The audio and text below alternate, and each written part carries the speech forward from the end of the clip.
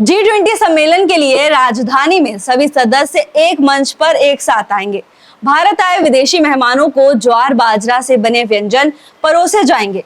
ये मेहमान जायकेदार देसी खाने के चटखारे तो लेंगे ही साथ मोटे अनाज जैसे ज्वार बाजरा की खेती के बारे में भी जानेंगे। इस मौके पर देश की 20 से ज्यादा महिला किसानों को आमंत्रित किया गया है। ओडिशा की 2 महिलाएं बाजरे की खेती समय के साथ कैसी बदली, इस बात की जानकारी साझा करेंगी। आदिवासी समाज से ताल्लुक रखने वाली रायमती घूरिया और सुबासा मोहंता ने उस वक्त बाजरे की खेती करी जब कोई भी ये जोखिम भरा कदम उठाना नहीं चाहता था।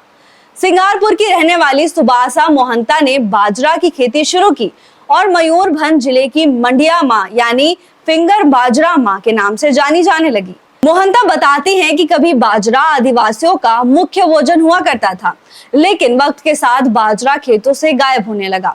हालांकि उनकी शुरुआत के बाद लोगों ने बाजरे की खेती एक बार फिर से शुरू कर दी। तो वहीं भूमिया समुदाय की आदिवासी महिला किसान रायमती घूरिया मोटे अनाज से संबंधित अपने स्टार्टअप मोटे अनाज से बनी रंगोली को प्रदर्शित करेंगी। रायमती घूरिया ने निमंत्रण मिलने पर खुशी जाहिर करते हुए कहा कि उन्हें G20 शिखर सम्मेलन में भाग लेने का मौका मिल रहा है, जिसको लेकर वो बेहद खुश हैं। इसके साथ ही उन्होंने कहा कि मैंने सुना है कि कम से कम 20 देशों के नेता बैठक में भाग लेंगे और मैं रागी और इसकी खेती की जनजातीय पदार्थ का प्रदर्शन करूंगी। आपको बता दें कि वो 2017 से ओडिशा मिलेट मिशन द्वारा शुरू की गई बेहतर तकनीक और वैज्ञानिक खेती के तरीकों के लाभों पर अपना अनुभव साझा करेंगी। तो वहीं मध्य प्रदेश के ढिंडोरी जिले की रहने वाली लहरी बाई 150 से ज्यादा किस्मों के बीजों का संरक्षण कर रही हैं।